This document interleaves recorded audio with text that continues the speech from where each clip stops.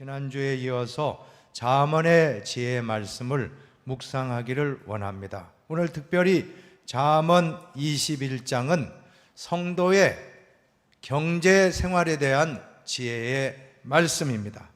독일의 막스 베버라고 하는 학자가 있습니다. 이분은 사회학자인데 프로테스탄트 윤리와 자본주의 정신이라고 하는 역작을 써서 많은 영향을 끼쳤습니다. 이분이 사회학자로서 사회를 보니까 여러 가지 한 가지 발견한 점을 발견하게 되었습니다. 그것은 종교를 가진 사람이 무종교인보다도 훨씬 더 잘 살고 사회 진출이 빠르더라라고 하는 것입니다. 그리고 종교 중에서도 기독교를 믿는 사람들이 타 종교보다도 불교나 이슬람이라든지 또 다른 종파의 종교인보다도 더 민주화되고 산업화되고 경제가 번성한 그러한 나라들이 기독교 국가가 많더라라고 하는 것입니다.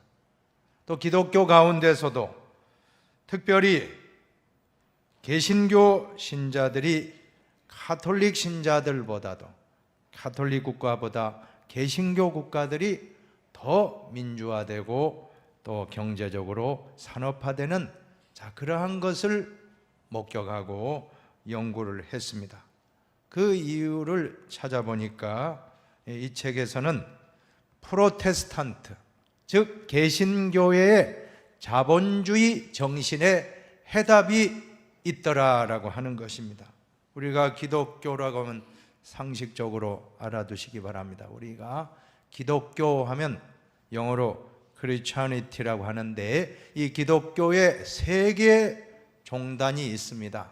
첫 번째는 로마 가톨릭 교회가 있고, 두 번째는 동방 정교회, 오소독스 처치, 그리스 정교, 러시아 정교. 이 동방 정교회는 로마 가톨릭으로부터 1054년도에 분립이 되어서 동방교회가 이렇게 세워졌습니다. 그리고 1517년 마틴 루터에 의해서 종교개혁이 일어났을 때 프로테스탄트, 항거자라는 뜻입니다. 프로테스탄트 처치, 개신교회라고도 합니다. 이 세 개 종단이 있는데 우리는 기독교 가운데 개신교회, 프로테스탄트 교회에 속해 있다라고 보시면 됩니다. 그래서 마틴 루터가 루터교회를 시작했고, 또 장 깔뱅이라는 분, 존 칼빈이라고도 하는데 이 칼빈이 장로교단을 시작을 했고, 또한 요한 웨슬레는 감리교를 시작을 하고, 그 이후에 순복음교회, 또 그리스도교회, 또한 구세군과 같은 여러 개신교의 교파들이 많이 있음을 우리는 알 수가 있습니다. 그런데 한 가지 특징이 개신교회가 들어간 나라들마다 경제적으로 산업화되고 정치적으로 민주화가 이루어진다라고 하는 것입니다. 그 일례로 미국을 꼽고 있습니다. 미국의 벤자민 프랭클린이라고 하는 유명한 미국 건국에 힘을 썼던 그러한 사람이 있는데, 이분은 부모님이 청교도 신앙을 가지고 신앙의 자유를 찾아서 미국에 정착을 하게 됩니다. 이민을 와서, 영국에서 미국으로 와서 뉴 잉글랜드라는 지역에 정착해서 양초 만들고 비누 만들고 근근히 생활을 유지하다 보니까 이 벤자민 프랭클린이 공부를 학교에 1년밖에 정규 교육을 받지 못했다는 것입니다. 그런데 미국 건국에 큰 영향을 끼치는 인물 벤자민 프랭클린이 될 수 있었던 것은 어렸을 때 부모님으로부터는 신앙교육, 부모로부터 받은 성경교육에 있는데 이 벤자민 프랭클린을 만들었던 성경 구절이 바로 잠언입니다. 우리가 지금 잠언 말씀을 묵상하는데 잠언의 이 말씀이 벤자민 프랭클린을 만들었던 말씀입니다. 내가 자기의 일에 능숙한 사람을 보았느냐? 이러한 사람은 왕 앞에 설 것이요 천한 자 앞에 서지 아니하리라. 벤자민 프랭클린을 만들었던 이 성경 말씀, 그는 위대한 사람이 되었습니다. 여기에 자기의 일이라고 하는데 영어 성경으로 보면 비즈니스, 사업입니다. 사업. 자기 직장 생활과 자기 사업에 충실한 사람이 있다면 결국 왕 앞에 서게 된다라고 하는 것입니다.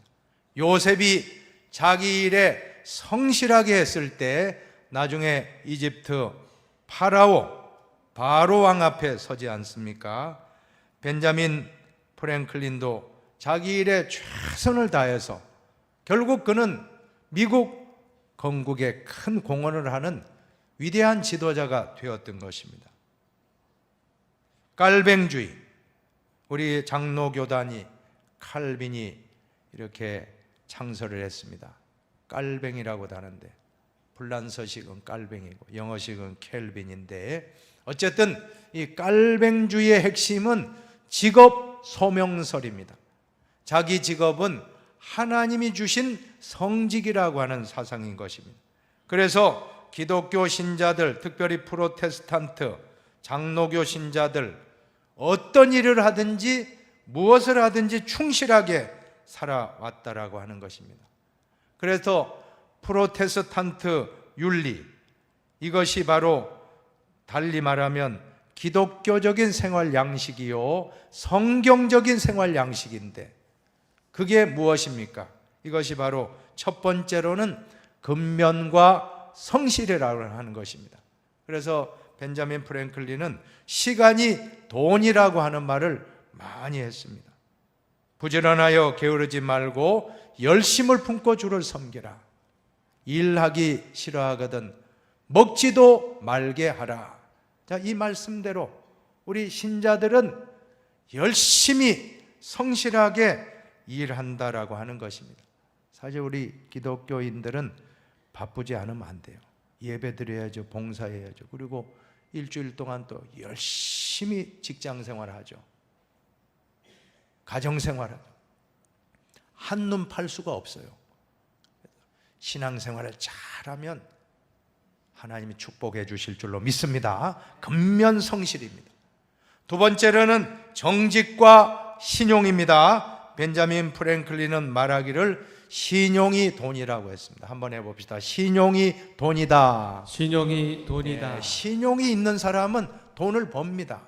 그러나 신용이 없는 사람은 인정받지 못하고 그는 결국에는 경제활동에 큰 어려움을 겪게 될 것입니다. 항상 정직하고 신용 있게 사는 사람은 반드시 물질적으로도 복을 받게 되는 것입니다. 세 번째는 절제와 전략입니다. 술 하지 않죠. 담배 하지 않죠. 낭비하지 않죠. 도박 같은 거 절대 하지 않습니다. 마약 같은 거, 요즘은 또 최근에 마약이 우리 사회에도 큰 문제가 되고 있는데 여러분 기독교 신앙을 바로 가지면 이러한 것들을 절제하게 될 줄로 믿으시기를 바랍니다. 그래서 로마 가톨릭 교회에서는 수도원과 같은 곳에서 절제 운동을 하는데 개신교회는 산에 가지 않고 수도원에 가지 않고 삶의 현장, 직장에서 절제를 하니까 아까 종합을 해보면 근면하고 성실하죠. 정직하고 신용 지키죠. 또 전략을 하고 절제하는데 자연히 돈이 모아졌다라고 하는 것입니다.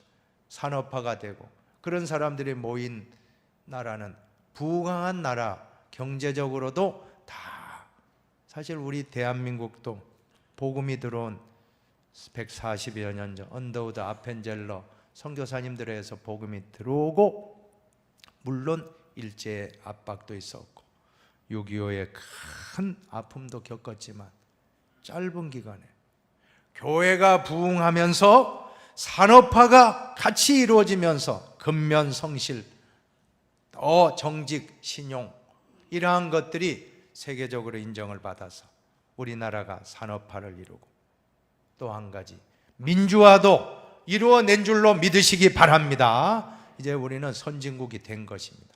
얼마나 감사합니까? 자, 이것이 오늘 성경에 다 있다는 겁니다. 이것이 바로 프로테스탄트의 큰 영향력을 끼친 말씀들 오늘 잠언에서 확인하시기를 바랍니다. 성도의 첫 번째 경제생활 원리가 있습니다. 뭡니까? 부지런한 근면성실. 자, 성경 보십시다. 5절을 같이 봉독하겠습니다. 부지런한 자의 경영은 풍부함에 이를 것이나 조급한 자는 궁핍함이 이를 따름이니라. 예, 우리는 부지런하게 사는 사람은 반드시 부자가 되는 것입니다. 여러분, 부자를 너무 우리가 만만하게 보면 안 됩니다. 저는 깜짝 놀랐어요. 그때 돌아가신 정주영 회장님, 현대를 이루었잖아요. 그분이 한번 텔레비에서 그 가정생활이 이렇게 한번 나왔는데, 아침에 5시에 다 아침 식사를 일어나서 5시에 일어나서 식사를 같이 다 하고 그 다음에 일찍이 출근을 시키더라라고 하는 것입니다. 아침에 일찍 일어나는 새가 벌레를 잡아먹는다라는 속담도 있습니다. 오늘 부지런할 때 하나님이 축복해 주심을 믿으시기를 바랍니다. 게으른 자여 개미에게 가서 그가 하는 것을 보고 지혜를 얻으라.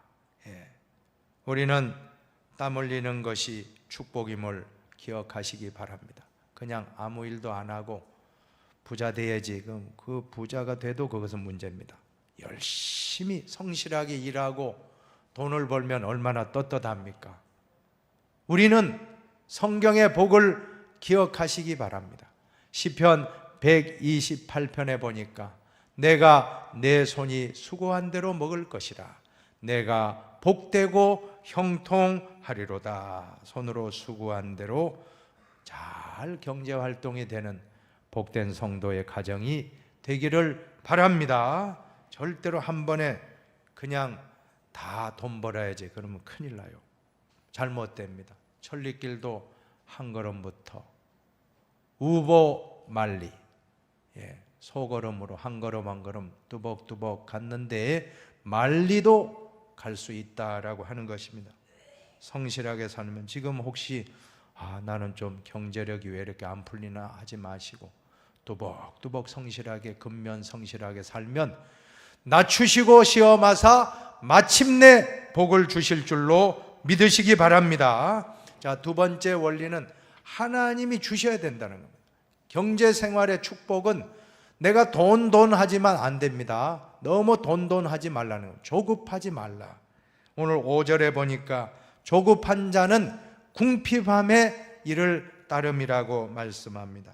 주식 투자하는 분들이 실패하는 이유는 자꾸 넣었다 뺐다 그러면 안 된다는 거예요. 그럼 결론은 손해봅니다. 그 회사를 평가하고 이 앞으로 참 전망 좋은 회사다, 거기에 주식을 넣어두고 잊어버리라는 거예요.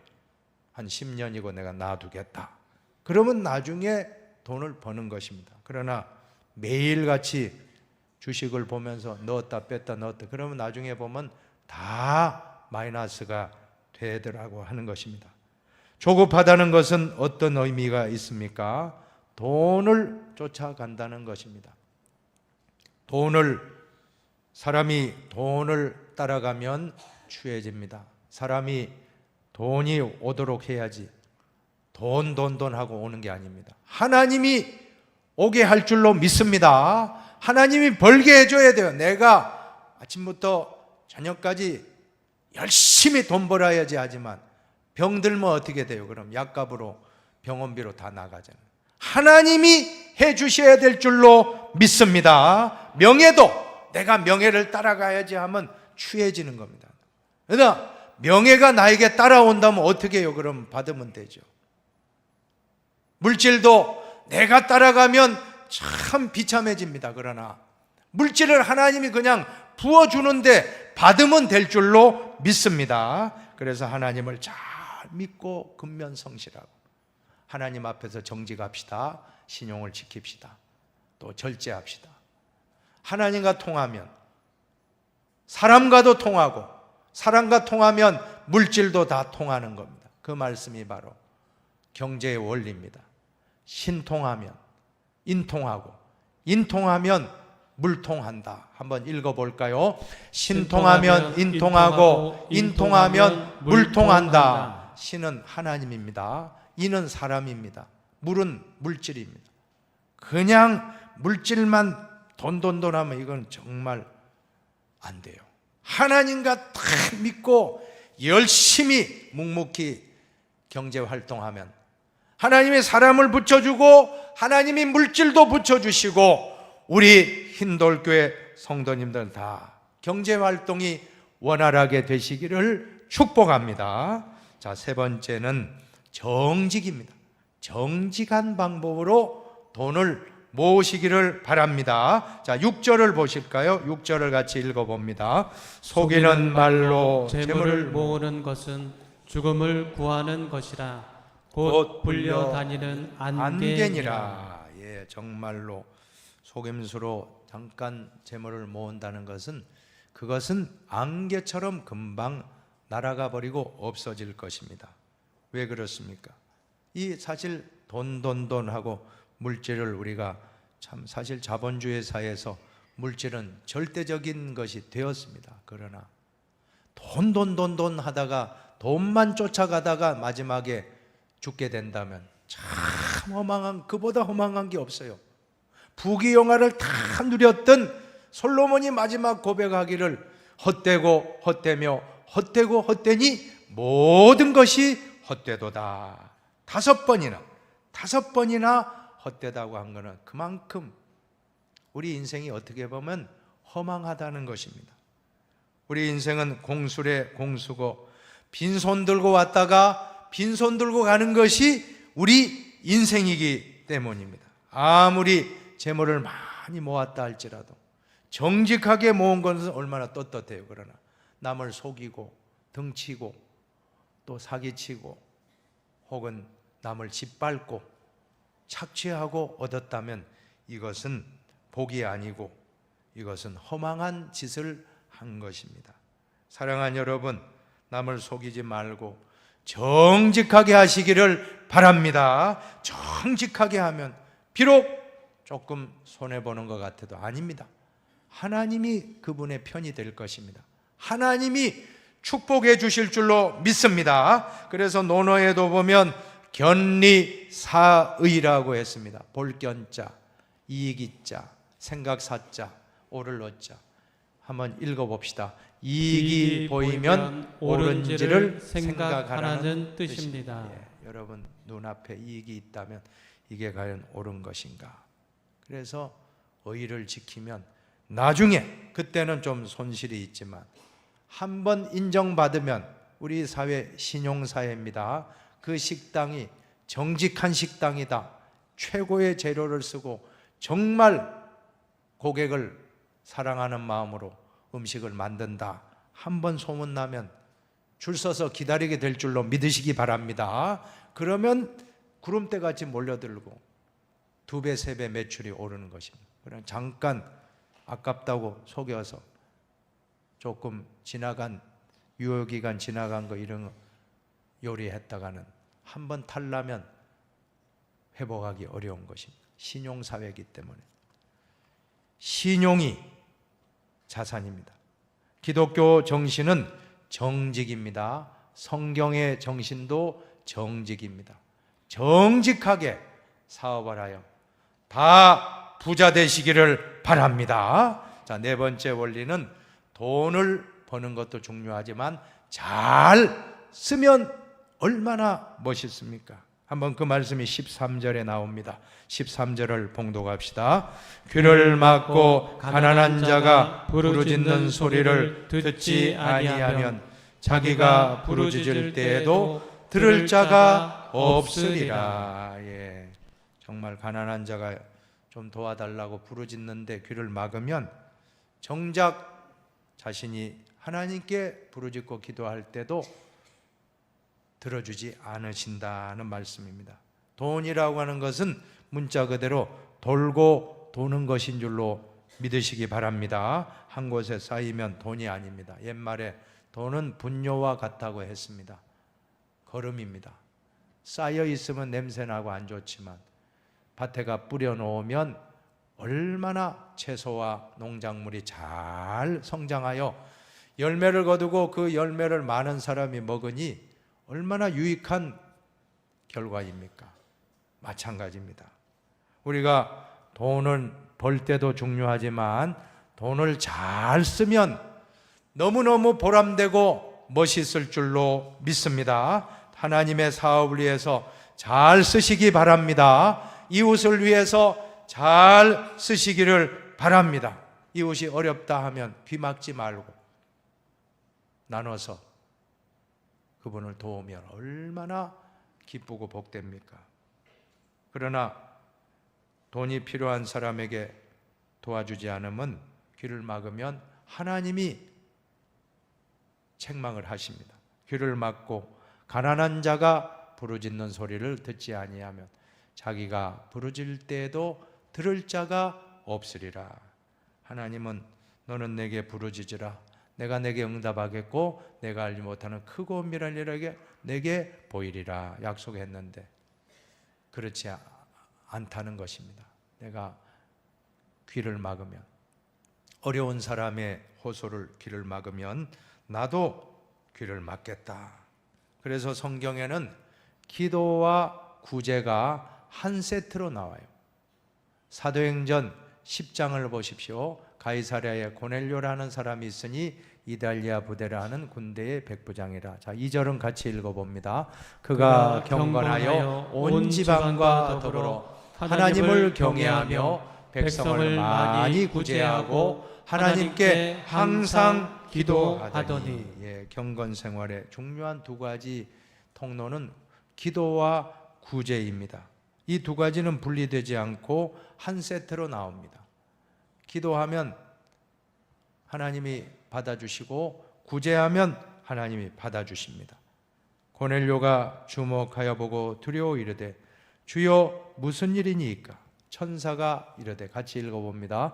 내 기도와 구제가 하나님 앞에 상달되어 기억하신 바 되었으니. 기도가 하나님께 상달되듯이 구제도 상달됩니다. 어떤 분은 자선 사업 한다고 막 이리 뛰고 저리 뛰고 하는데 기도하지 않으면 안 됩니다. 기도하고 구제하시고, 또 어떤 분은 기도를 뜨겁게 하는데 이웃의 어려움을 외면한다면 그것도 안 되겠죠. 기도하고 구제하고 구제하고 기도하라. 이 두 가지가 참 중요합니다. 지난 주일에 수재맨을 위한 사랑 나눔 헌금을 해주셔서 정말 감사합니다. 586만 3,200원이라는 큰 액수로 해주셔서 일단 가장 급한 논산 한우리 성결교회가 비가 새고 교회에 큰 피해가 오고 교육관에 큰 피해가 있다라고 해서 직접 수요일 날 그 교회를 방문해서 사랑을 전달하고 오니까 얼마나 뿌듯하고 얼마나 감사한지, 참 그 목사님이 신실하게 교회 사역을 하시고, 얼마나 어려우면 사례금을 이렇게 한 1년간 지금 집행이 안 될 만큼 어렵다고 하는데 사모님이 일을 하면서 이렇게 하고, 사택이 물이 새고 또 여러 가지 사택이 장판이 다 어그러졌는데 교회가 우선이다 보니까 교회 수리에 먼저 이렇게 했다라고 할 때 참 가슴이 찡하더라고요. 어쨌든 여러분들의 그 사랑의 참 마음을 잘 전달하고 왔습니다. 이제 이번 주 목요일에는 또 세종 주님의 교회와 문경 달지교회 두 교회를 또 다녀오려고 합니다. 잘 전달하고 올 수 있도록 기도해 주시기를 바랍니다. 사랑의 실천이야말로 기독교의 가장 최고봉인 것입니다. 이웃 사랑은 최고의 법이라고 성경이 야고보서에 말씀합니다. 그러므로 사랑은 율법의 완성이라고 로마서에 말씀하십니다. 기독교 정신은 사랑인 줄로 믿습니다. 자본주의에 사랑이 빠지면, 기독교 정신이 빠진 자본주의를 뭐라고 부릅니까? 천민 자본주의라고 하는 것입니다. 네 가지 특징이 있습니다. 첫째는 정경유착, 권력층하고 결탁해가지고 뇌물 주고 돈 버는 거 잘못됐습니다. 둘째, 빈부격차.